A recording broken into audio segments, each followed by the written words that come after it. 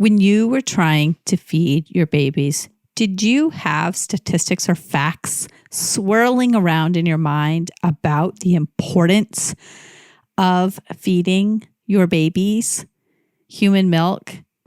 And did that add an extra sense of pressure, knowing how critical it was to feed human milk to your babies? My guest today shares a story of grappling with these questions, not only with herself, but with her husband, who was at the time in medical school and had these statistics swirling around in his own head from his limited training in medical school when it came to knowing about the benefits of breastfeeding. So we were able to talk about this and the impact of knowing how good breastfeeding is for babies, but not getting the support you need to do so. It really doesn't help the person feeding the baby to know these long-term statistics if in the end they're just left on their own to try to feed the baby. Stephanie shares her journey of doing the best she could in the situation she was in to feed her baby human milk, and then doing the best she could for herself to transition to a different plan when that wasn't working out in the middle of COVID lockdown in Australia. This is a second story about this. So I can't wait for you to hear this story. And as you listen, think about how you discuss human milk feeding and breastfeeding with other people and the purpose of the facts that you share. Because in the end, what somebody knows about the benefits of breastfeeding doesn't actually help them to be able to feed their baby if they don't have the right supports in place. And I always like to share that what matters more than feeding human milk to human babies is having healthy families. That impacts the long-term health of the baby more than getting human milk. And so if we can support the whole health of the family, including getting them the support they need to feed their babies, amazing. But if that's not in place and the mom needs to make a different plan, or the feeding person needs to make a different plan in order to support their own mental health, then I'm all for that, because that is going to impact that long-term health of the baby as well. So I can't wait for you to hear this amazing conversation with my guest, Stephanie. When I began breastfeeding, I was blindsided by how difficult it was. Having known only a handful of people who had ever done it and only seeing it up close a couple of times, I had a huge learning curve. Since then, I've become a doula, a childbirth educator, and an internationally board-certified lactation consultant, or an IBCLC. I'm your host, Lo Nigrosh, and I welcome you to the Milk Making Minutes, where we explore the systemic, medical, and cultural barriers that make feeding our babies so difficult, so that you know your baby feeding struggles are not your fault, and your triumphs really are the miracles you feel they are. My name is Stephanie Fornasia. I live in Australia, in Melbourne, aka Naarm, and I am on Wurundjeri land of the Kulin Nation, which is the traditional owners of the land I'm here on today, and just want to respect elders past, present, and emerging. I live with my husband, who is a resident doctor, and my son, who's 3, Casper. And I'm a psychologist by background, and I work in schools providing disability inclusion support. And I also have a podcast called Psychocinema, and we analyze depictions of mental illness and disability in movies and TV shows, and I get people with lived experience to come and chat with me. We met over a network for podcasters, and that's how I discovered you and your amazing podcast. I have loved it. We just recorded discussing How to Train Your Dragon. It was a really fun discussion about disability portrayal, particularly amputee portrayal. Most of my listeners know that I am an amputee, born with a congenital disability. And so I have adored those movies since they came out. I feel very positively towards them. So it was really fun to talk to somebody who analyzes this stuff as a podcaster and as somebody who is a psychologist by profession and helps people in schools to be more inclusive of people with disabilities. So really, really fun discussion. And I love the work that you do.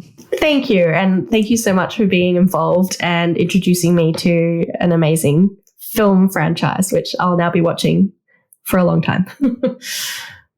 Oh, good. I'm so glad. Well, I have brought you here today to talk about your own baby feeding story with Casper. And so before we do that, I would love to have you think about your cultural upbringing and go back into your memory bank and tell me what your exposure to baby feeding was over the years, as far back as you can remember. I am the eldest of 3 kids. My mum formula fed all of us, and she often mentioned that she couldn't breastfeed, and it was too painful for her.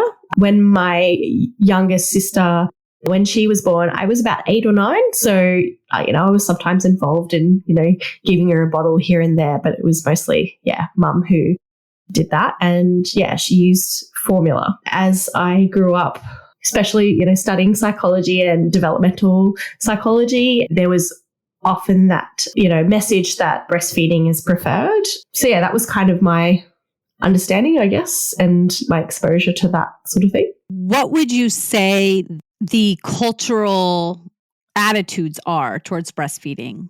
Definitely there's a culture of don't breastfeed in public. That's too much.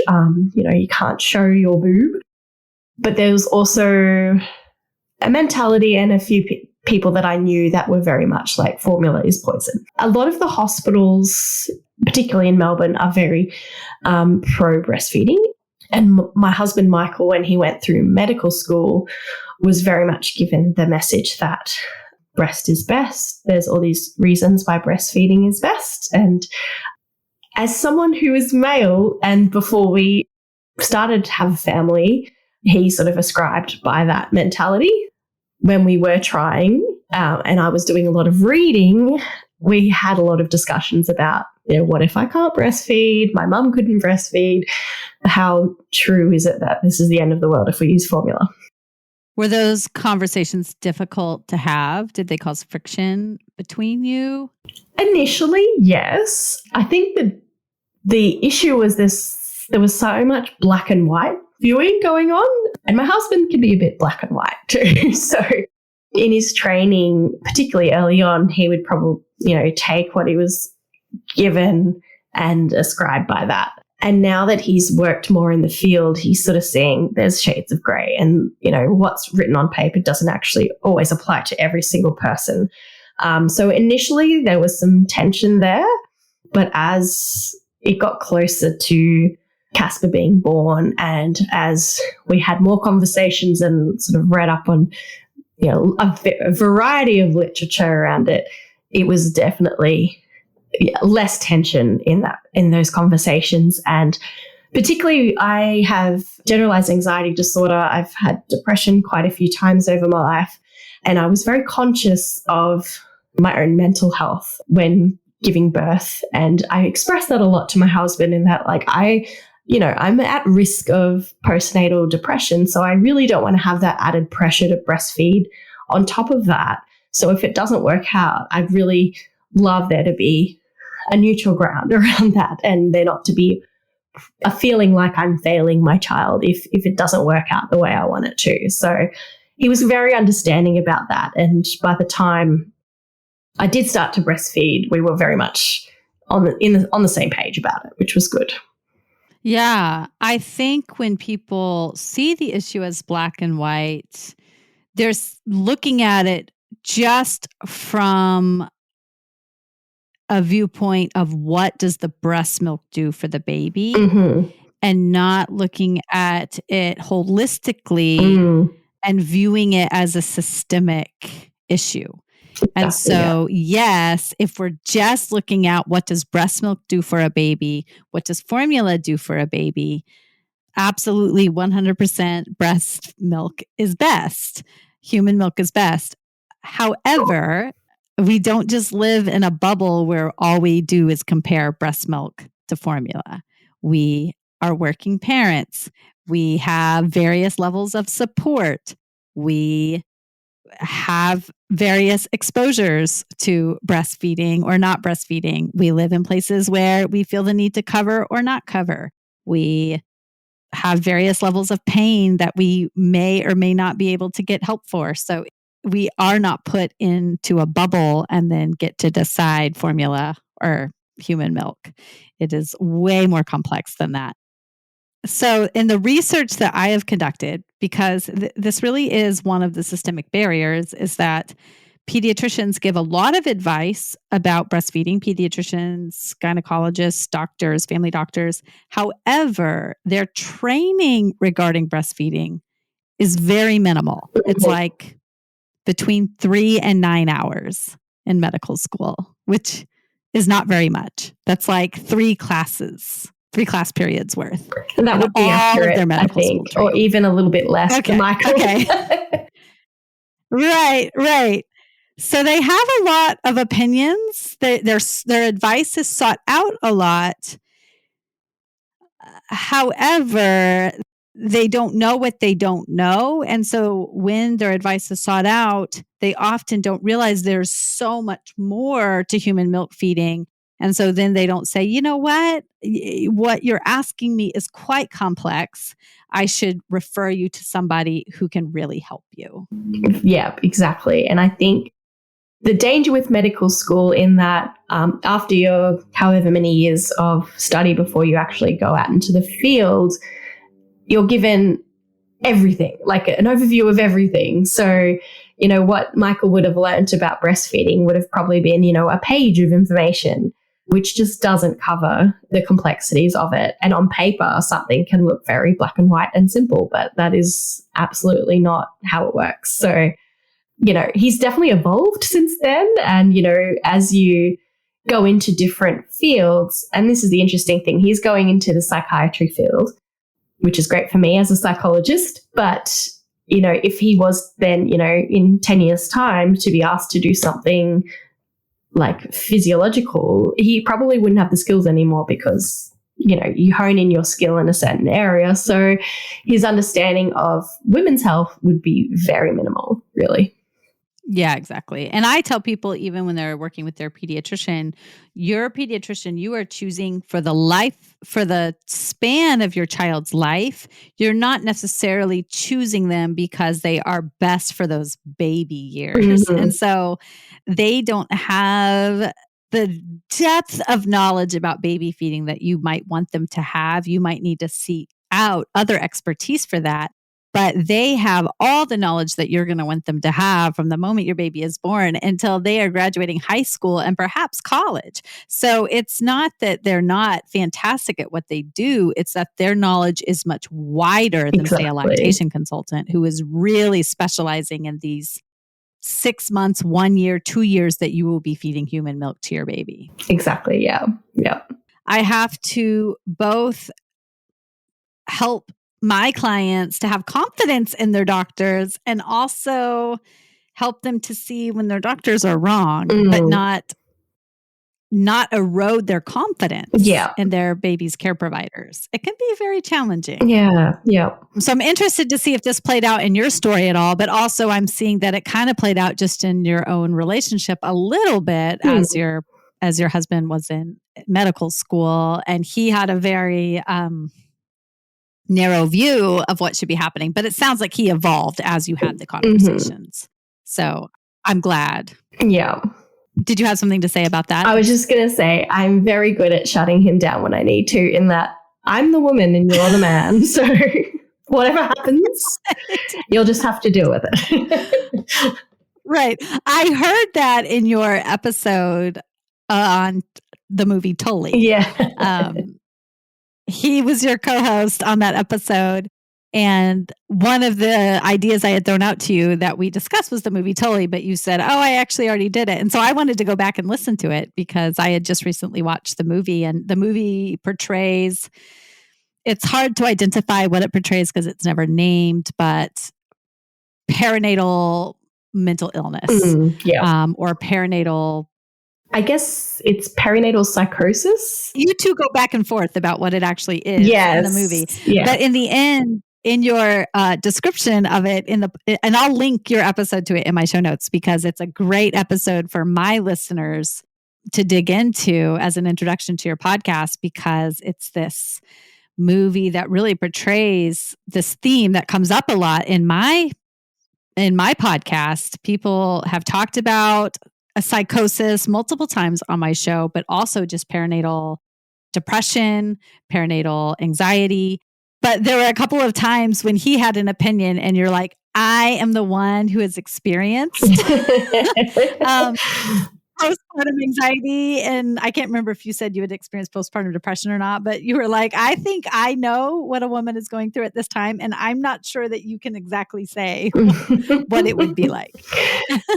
Yes, I love that you enjoyed that. I think sometimes our opposing views, I think we hopefully do it with respect with each other at the same time. And oh, yes. Yeah, he tends to agree with me when I have to, play the I'm the woman card. Yes.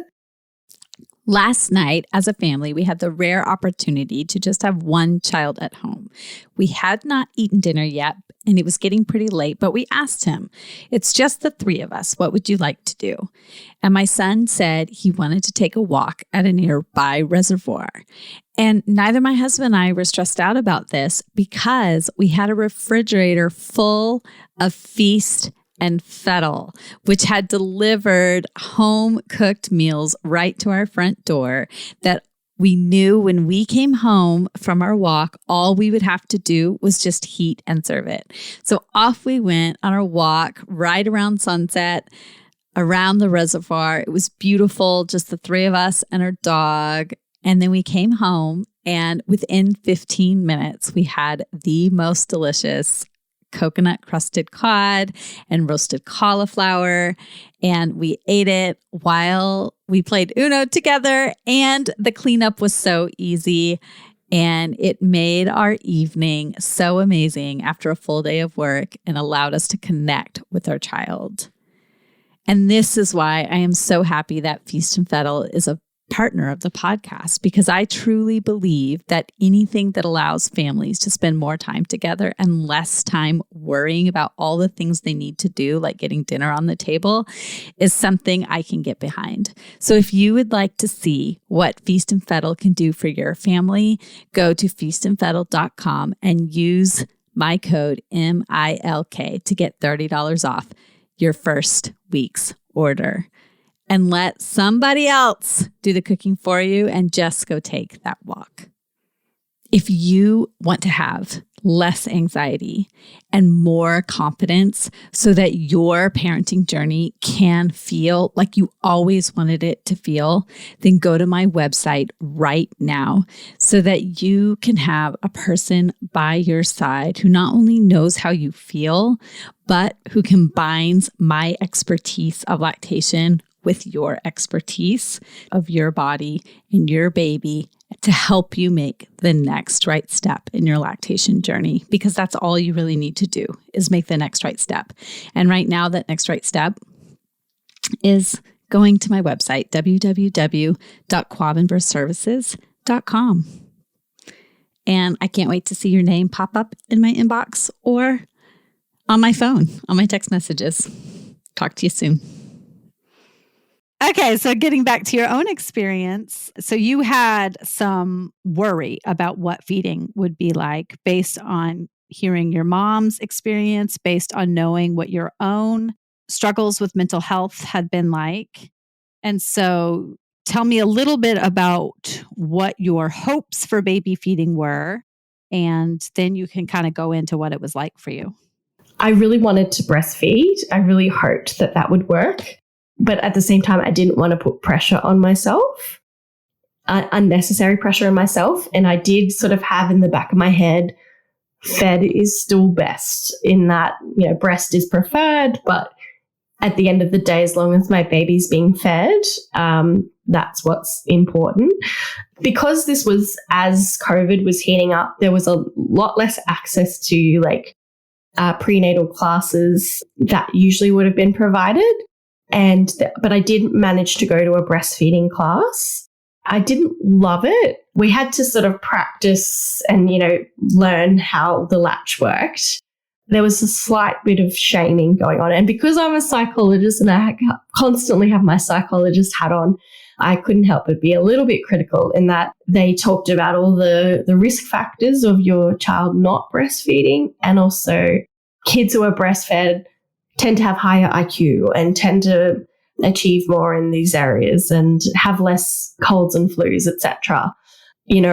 I had been reading a little bit and listening to, a few podcasts about, scientific sort of based podcasts about breastfeeding and things like that, knowing that, and in the back of my head going, how does that make people feel if they can't breastfeed? Like their kids are going to be quote unquote not smarter or not do well at school. Like that's a very broad assumption to make and can be quite shaming. So I didn't come away from that class feeling very good. And so in the back of my head going, okay, well, I still believe that, whatever happens, it's going to be okay as long as my baby's fed, but also feeling like now there's an added sort of shame if it doesn't work out from the hospital staff at the hospital that I was going to be giving birth in. So yeah, and the hospital that I did give birth in very much promoted themselves as a breastfeeding hospital. While that was a positive thing because that's where I was hoping to go, it was also like there's that expectation that you will you will be breastfeeding, and if you don't, well, you failed, sort of thing. We need to come to the table assuming that all families want the best for their babies. Exactly. That just needs to be the underlying assumption. And if they want the best for their babies, then what support do they need to do that? Mm-hmm. Yeah.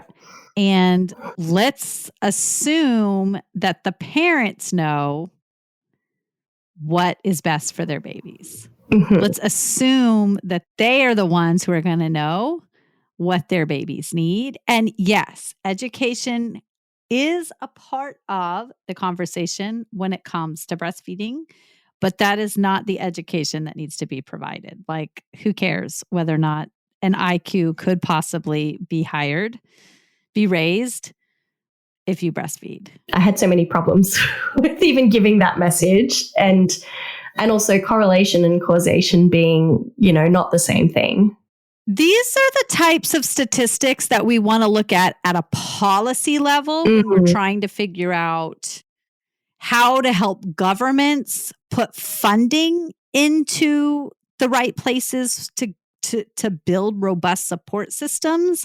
Those are not the types of statistics we use on an individual level to help people to feed their babies. That's not the right use for those types of statistics. Thank you for saying that. I'm going to record that and play that to people now who ever cite those kind of statistics, because I just don't find them useful in any individual way. And yeah, I found that. No, they're not. Frustrating. Yeah. That's what you use on a broader level when you're like, look, this is the reason why you need money to go to these resources. When you're trying to convince policymakers. But it's not what you're trying to tell a mother who's like trying to make decisions for her baby. She doesn't need to know that stuff. Like it's irrelevant in that moment. Yeah, exactly. So when you said you had to practice positioning, what did that even look like? So we were given a baby and we were sort of shown, what the position would have been to latch onto the breast, and we were also we were given like a sort of breast, but it was a while ago. I don't think we did anything. Was it like a knitted breast? Yeah, it was knitted. Or a silicone breast? Okay. Okay. But it was just sort of practicing how to hold your baby and how to hold how to hold your breast to express as well. From my memory, that was kind of what was sort of shown and what was practiced. Part of my brain is thinking, okay, done in the right way, practicing like how to, because I see a lot of people holding their baby in a way that actually doesn't help them get their airway clear for breastfeeding. Yeah, I think we practiced holding the baby in the right position and how to sort of guide your boob into where the baby's mouth would be. But was it awkward being in a like class Yes. type setting Yes, with other strangers? Yeah. Yeah, it was interesting. It was only a couple of hours. And yeah, it was the only sort of thing I had access to. So it was definitely not enough. Yeah. Can you think of a way that having that type of education could be done better? I feel like it would have been nice to have maybe more individual access. And again, this was during COVID. Yes. So, resources were already very limited. Yeah, having maybe access to someone individually in a prenatal appointment to sort of talk through things and actually be able to physically show me what the position would be and check some of that messaging being a little bit more pressure-less would have been good too. What ended up happening for you? Well, the birth itself was a bit complicated. I was in labor for 27 hours, which is definitely not the longest someone's been in labor for, but it was very long. I was also asked to collect colostrum leading up to it to have a bit of a store if there was any need to feed the baby and not be able to breastfeed. I ended up having high blood pressure at a good part during the labor and was having to be treated by antibiotics. And because Casper was inside me, he also had to be treated with antibiotics as well, because if he also had the infection, that could have been really bad. Once he was born, he was whisked away into special care pretty quickly. And I also had to go into my own room and be treated with IV antibiotics to make sure the infection was gone. So I really didn't have a lot of contact time with him. And I had a epidural and a forceps delivery. He was on my chest for a while and I did try to give him my breast, but he had to go quite quickly. So I didn't really get the opportunity to try breastfeeding at all. That was actually a really dark time. Because it was COVID, your husband couldn't come and be a support person? Well, he was in special care with Casper. And during that time, Michael was with Casper and they gave him formula pretty quickly. They ran out of the colostrum. I think I only collected about 6 small syringes. And so they asked me. That's a good amount. I was pretty impressed and I thought, oh, I'm going to make lots of milk. Not long that they told Michael, look, we're going to have to give him some formula. Do you consent? And Michael, we all had no sleep. He just said, yeah. I would have liked to have the opportunity, even though I was absolutely wiped and probably dead asleep, to at least have tried to breastfeed at that point to establish that. And I know they were worried about my health. In my head, though, I was like, I'm fine. I'm just tired. But I obviously had an infection. So obviously there was definitely that barrier to being able to do that. But I just would have been like to at least be asked. So it was a really, really hard time because I wanted to spend time with my new baby and also try breastfeeding as much as possible. But also I get into trouble for not being in my room to get my medication. It's like... And it had to be delivered by IV antibiotics. They didn't have another way of delivering the antibiotics to you. Yeah, they took the IV out, and I could just have it orally. But yeah, I think it was like 72 hours of IV antibiotics. Yeah, once I was with him, I remember latching the first time and going, hey, it's worked. It's fine. It's going well. And just keeping on going. But he wasn't really latching properly. But no one really came up to sort of actually see if I was doing it right. They were just like, okay, you're breastfeeding, you're good, bye. And by the last day when he was in the room with me, it looked like it wasn't going as well as it sort of looked. Also, from the first day after the birth, I started pumping pretty quickly, and it took a while for the milk to come through. So pumping every time he needed a feed, really. Breastfeeding for as long, I think I was timing it too, like 10 minutes on one breast, 10 minutes on the other, and then feeding him any colostrum I had, and then topping up with a bit of formula as well, and doing that every time he needed. So that's really quadruple feeding. Yeah. So it was really exhausting, and I'm glad we spent that last day in hospital because I got a little bit more support around the breastfeeding. But there was one moment when I had to ask them to heat up the bottle for formula, or to give me some formula. And that was always reliant on the nurses actually being able to give me the formula. And then there was one time where I was requesting the formula that I needed, and she said, this is a breastfeeding hospital. And I was like, yes. She's like, so you should be just breastfeeding. I was just like, okay. What? Go away. I didn't ask for this. And what, should I just let him starve? I don't know. It's like putting breastfeeding hospital in the title is automatically just makes everybody breastfeed their babies perfectly. That just solves the problem. That was all that needed to happen. It just eliminates the systemic barriers. Done. Fixed. So yeah, she wasn't very nice. We just call all the hospitals breastfeeding hospitals, and suddenly everybody can just feed their babies human milk. Why didn't we think of this sooner? That's what they need to do for What everything. A brilliant idea. So yeah, that was... Oh my God. That was rough. And then coming home, yeah, we were very tired, very happy to have this baby, but very isolated, and continued with the triple feeding for 5 weeks. It was just too much. My milk did come in. Okay, Stephanie. Yeah. I want to stop you for just a second. I want to sit with the fact that you quadruple fed for 5 long weeks.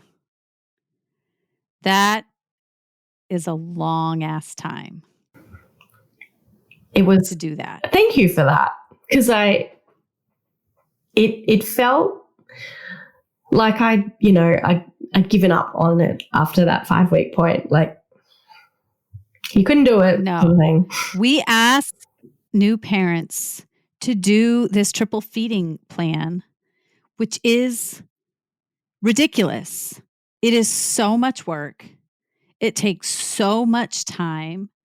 It does not get to the root cause, and it is freaking exhausting.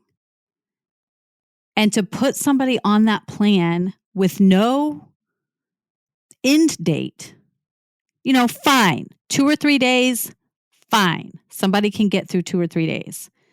But to do that for 5 weeks, that is a long time. You must have been exhausted. And I just want to stop and acknowledge that.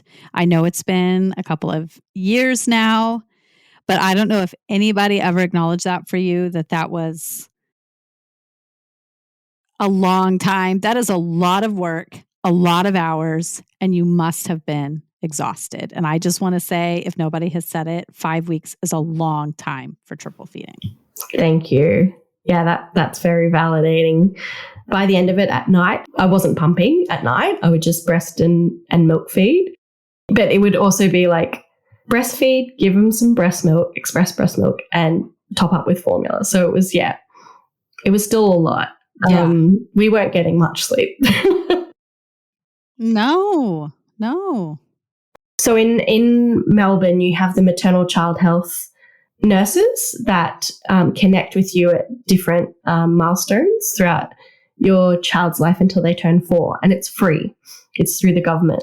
And usually there would be a nurse that visits you at home a couple of times. And about 3 weeks in, they discovered Casper had a tongue tie, which wasn't picked up until And who discovered that? It was one of the maternal child health nurses who we saw face to face. So she recommended getting it snipped and thought that that would help the latch and the breastfeeding process. Because my milk was slow, but also Casper wouldn't latch very well. And it would be hard, when you know that the milk's coming out, and there was a lot of not thinking it was coming out. So we did get it snipped, and I was, reassured that, it's very quick, it's painless. Like, he screamed, but, it goes away very quickly. It is recommended. But it really didn't make any difference. And it feels like a short period of time, like after 2 weeks, being like, no, it's not making any difference. But when you think about how many times your child is feeding in that 2 weeks period, it was pretty clear that the problem was still there, or whether that contributed to the problem, but the way that Casper was feeding was already established and it wasn't reversing it by snipping it. I feel like I tried everything I could with the nurse's advice, but it just never felt like he was wasn't being able to latch well enough in order to be able to stop the triple feeding. And by 5 weeks, I was done. I was mentally done. And I had to sort of weigh up, do I keep suffering through this for my baby's nutritional needs, but with my mental health being impacted and potentially our bond being impacted for that reason, or figure that he's going to be fine, the formula will be fine, and, maintain a little bit more sanity. So that was and Michael was very much like, you just stop. You've done enough. So. Yeah, I think once a partner who feels a little bit rigid about, breast milk is nutritionally better, once they see the anguish that a person goes through to try to produce the breast milk, they become a lot less rigid, at least a reasonable person, because they recognize that it really is so much effort that the person producing the milk is going through when it is not working out as intended, or when there is not a lot of support in being able to produce the milk for the baby. And so then it just becomes your whole world starts to revolve around feedings, and you're not enjoying parenthood as you thought you would. Everything starts to be about the feedings, which isn't the way motherhood is supposed to be. And there's a lot of view, because formula is not cheap, that breastfeeding is inexpensive, it's free, but the amount of time it takes, if you don't value your time, then it is free. But it's actually, it's a lot of time that goes into it, and time also costs money, really. Having said that, I still pump. Yeah, neither choice is free. No, exactly. There's a cost always. Right.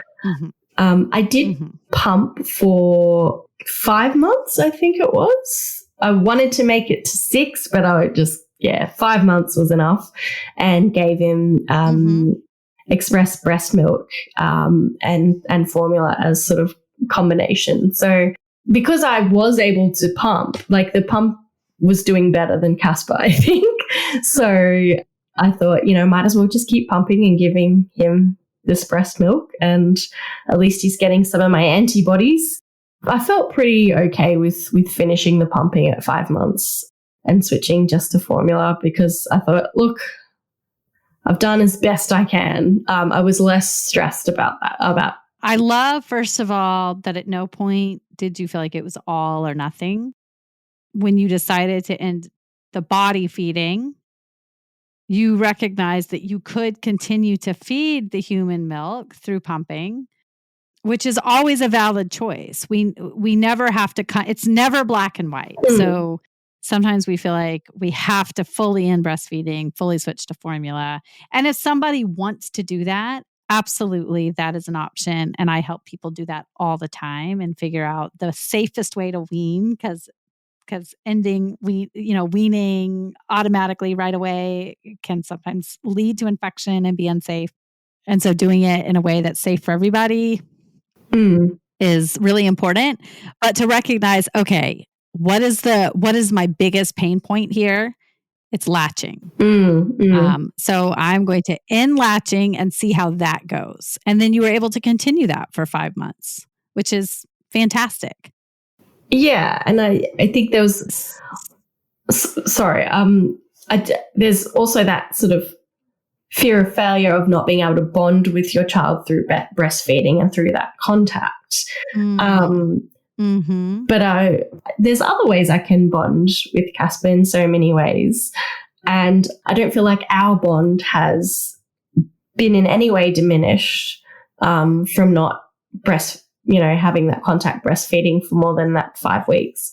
In fact, if I had struggled through it, maybe that would have affected our bond because I wouldn't have been as present and a regulated mother as I could have been. So, absolutely. Great breastfeeding increases the bond, but stressful breastfeeding does not. So we have to make sure that we have a nuanced conversation around this. Exactly. Yeah. If you are anxious when you are trying to attach your baby and that never improves, it is actually better to have a parent who is fully present with their child. Not that any of us are ever fully present all the time, but to have a parent who is capable of being more present more of the time than it is to have more breast milk. That is clear in the data. Yeah. And so we need to have more nuanced conversations around this. It's not just about breast is best. I love human milk. I am an advocate of human milk, but what I am an advocate for is people having the support they need to feed their babies human milk. And if they don't have that support, then I am an advocate of people feeling like they're making the choices that are best for their family so that they can be fully present for their family, human milk or no. Yeah. Yeah, 100%. I was going to ask how you knew that Casper was not transferring milk. What were the signs that made you worry about his milk transfer from your body? I can kind of feel when it was flowing, and I did get that sort of rush of serotonin or oxytocin when he would latch. He would feed for a really, really, really long period of time and never sort of feel satisfied. And yeah, because I was also timing his feeds as well using an app, and it would be like 20 minutes, 20 minutes, or 30 minutes, 30 minutes. And it's like, this is so long and he's still going. He mustn't be getting enough. And then he would take formula after that. So clearly he wasn't sated. Yeah, just looking at, the data over time, it would never really improve, given he was also growing as well. So it always felt like he was taking in much more formula than I was probably producing, to the point that, by the end of that 5 weeks, I was like, I don't even know if he's getting anything, because he was still getting the express breast milk and the formula. And that would sort of equal to what he kind of needed at that sort of period of his development. So it was kind of feeling like this is not really giving him what he needs. And were you in any pain at all while he was nursing? I wasn't ever very super comfortable, and my nipples were very chapped and sore, but it wasn't like intense pain. And I don't know how to compare what other people feel, whether it's more painful for them. But yeah, it never felt fully comfortable, but also in my head, breastfeeding's never comfortable. But that's just, okay, the experience I've had. Did it feel kind of like a chompy sensation? Yeah, definitely a chomp. Okay. I don't know if you're going to have any other kids, but a good latch should not feel chompy. And so that is an indication that something was going on with that latch. It was probably related to the tethered oral tie. Mm-hmm. I don't know if a nurse was identifying that tethered oral tie, she was probably seeing an anterior tie, a more forward tie, Mm-hmm. Yeah. which is really easy to identify. Yeah. But there are other ties, Mm. and it takes specialists who are trained in tethered oral ties to see those. Mm. And often, if there are more ties present, like a posterior tie, sometimes there are also buccal ties, which are on the side. Lip tie is a little more controversial, upper lip tie, but sometimes if there are other ties present, that chomp will continue. There will be really long feeds. Milk transfer will not happen. And then also there's other work that needs to happen. And some parents say, you know what, I am totally fine pumping or giving formula, and I don't want to do all this work. Some parents look at the evidence that's available and say, you know what, this is going to impact my child long term. There is not, there's some controversial evidence. So what I like to do with my clients is say, here's the evidence. You decide for yourself what decisions you want to make around this, and I will support you in helping you feed the baby the way that you would like to feed your baby. But it sounds like there was definitely some interference happening that did not get fully resolved. And when somebody says, yep, tongue tie, go get it clipped, but then you don't get any further support after that, like, of course you're going to continue to struggle. And that's the point I'm trying to bring up is when you then still continue to feel like something is wrong with my body, something's wrong with me and my baby. Instead of feeling like there is a reason for this. And when people know, okay, there's a reason, now I can make an informed decision based on the reason, then you feel better and you can say, okay, yes, I want to go on to see if I can improve the situation. Or, you know what, I would rather just switch to formula and know that this wasn't my fault and not carry the guilt with you that people often carry. Yeah, that would have been super helpful. And it's interesting, when I was at the appointment where the tongue tie was snipped, she watched me breastfeed and she was like, oh, that's a weird way to do it. That's not how you should be doing it. You should be doing it this way. And like, this was 3 weeks into it. Like, no one's told me that. But then carrying on from there, because it never really worked, even doing it, holding him the way she suggested, it still felt like, well, I couldn't do it. When you tell somebody that's a weird way to do it, like that's like saying, oh, your mother instincts haven't kicked in. Yeah. Let me help you become a better mother. That's how it felt. Yeah.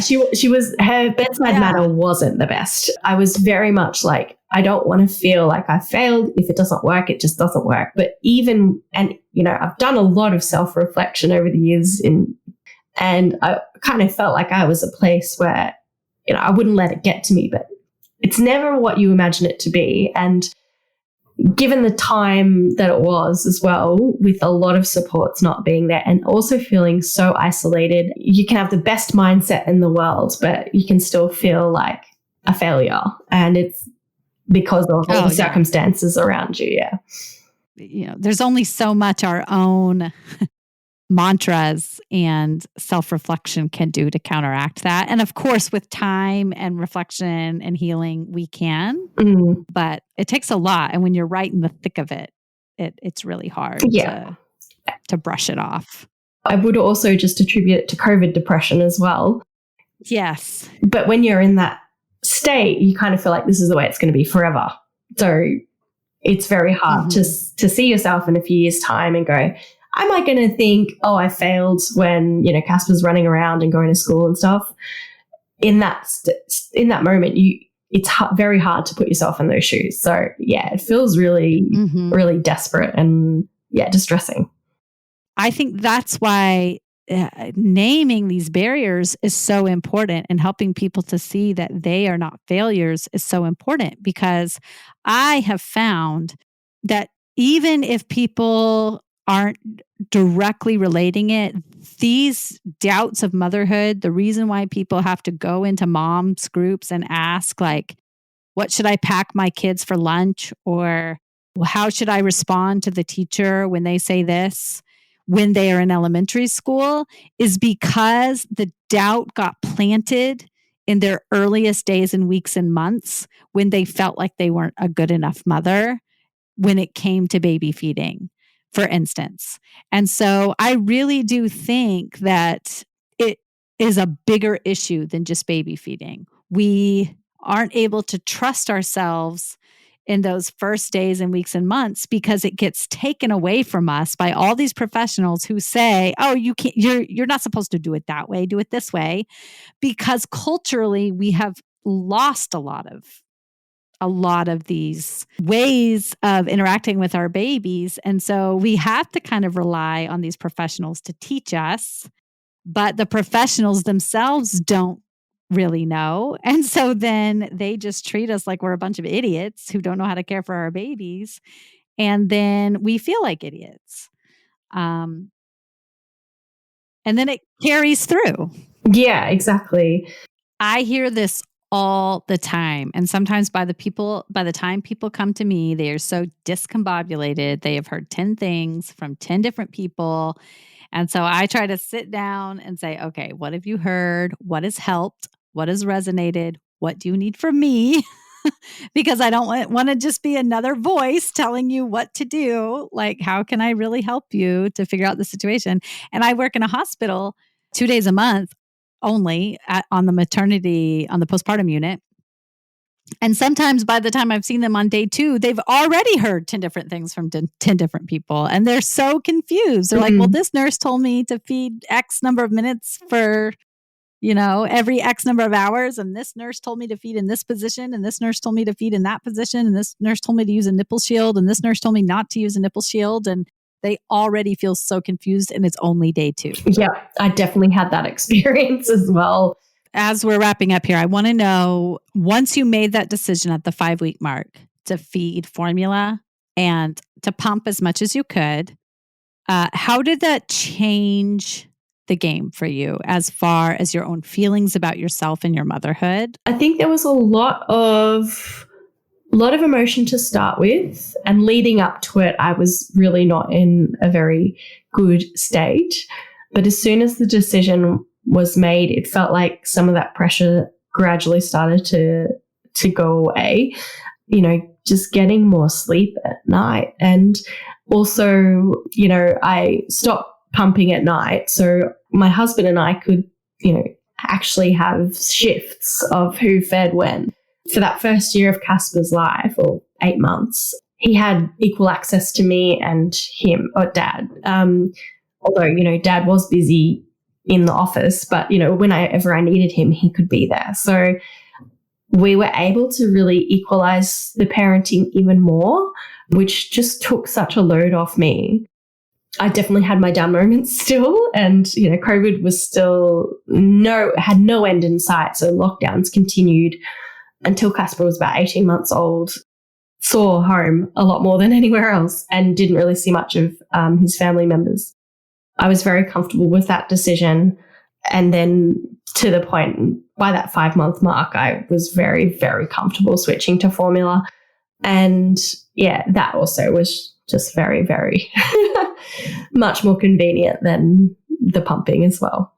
What did you do with your pump once you were fully done? I wanted to throw it in the bin, but they're very expensive. It was a Modelo, so the good one. But I actually videoed myself putting it in the cupboard and then giving it the finger. You did? Yes. But, if we do have a second child, which we haven't fully decided on, but pumps are super expensive. So I can pass that on to another mum that needs it, and, make things a bit cheaper for them. Yeah, you can't throw them in the bin. They're too precious. Right. Yeah. Well, I love that. I'm glad I asked that question. I've never really asked it before, but it's so great that you put it in the cabinet and gave it the bird. It's like, thank you, but also I hate you. Well, I so appreciate your honesty in talking about what it was like for you to go into this experience fully wanting to breastfeed, knowing that it might be difficult for you given your family history, and then being in the middle of COVID and having so little support. I think every person who gave birth in the middle of lockdown deserves a reward of some sort. There was definitely silver linings. Like, it was really nice not having to have visitors constantly coming to see your baby. Mm-hmm. He was the first in my family, first grandchild. And it did give us a lot of time to bond and just enjoy the time with your baby. Mm-hmm. Well, your story definitely shines a light on a lot of the failings of our systems. Mm-hmm. And you did the best you could, given all that you had to face and given such a lack of support that exists, not just in Melbourne where you are, but everywhere, and in some places more than others. So I so appreciate you taking the time to share the story. And if my listeners want to reach out to you and find you on all the socials and everything, where can they do that? Thank you so much for having me. I've really enjoyed talking about the experience. It's also, I got a little bit teary before there, just with that very validating message that 5 weeks is a long time. So thank you. You can listen to my podcast on all good podcast apps, Psychocinematic. I also have a website, www.psychocinematicpodcast.com. I'm going to spell psychocinematic because it's a mouthful. Psychocinematic. I apologize for having such a long podcast name. I'm also on Instagram at Psychocinematic Podcast, Twitter at Psychocinematic Podcast, and TikTok at Psychocinematic. Awesome. And I'll have all of that linked in the show notes so that it can easily be clicked on and found. And I have so appreciated spending my morning with you. We had a good long morning together, recording back to back. So this has been such a blast. Thank you so much. Thank you so much. And thank you for waking up bright and early for me. I hope that you will take Stephanie's story and recognize that our words have impact, and that we can talk to people until we're blue in the face about the benefits of anything, about the benefits of healthy eating, about the benefits of exercise, about the benefits of feeding our babies human milk. But until we offer real support to them, they are the ones who have to live their lives. And so the real way that we can be supportive is to listen to them and to hear what they need from us in any given moment. And sometimes that really is just to be a listening ear. And sometimes that's what I offer my clients, even as an IBCLC. So let's keep that in mind as we seek to be supportive friends and partners and professionals, that we are facing so many barriers when it comes to providing care and support to our babies and providing them the best lives we possibly can. And that means different families have to make different decisions based on their personal circumstances. If you would like to discuss these barriers, and if you would like to discuss the ways that having these statistics in your own mind impacted you, then come join my Milk Making Minutes community group on Facebook. I would love to hear how having those statistics in your mind either positively or negatively impacted your baby feeding journey, because I know for different people that plays out in different ways. So join me there. I'd love to see you and talk about that. I just want to remind you that if you are looking for a way to spend more time with your family and less time stressing about all the things you have to do in your life, go to feastandfettle.com. So I don't order every week, but if I look at my calendar for the upcoming week and I see that I have a lot of consults coming up and I don't have as much time to plan for meals, then I will place an order for the next week and I'll know that I have meals taken care of for that week. So get $30 off your first week's delivery at feastandfettle.com by entering my code MILK, MILK.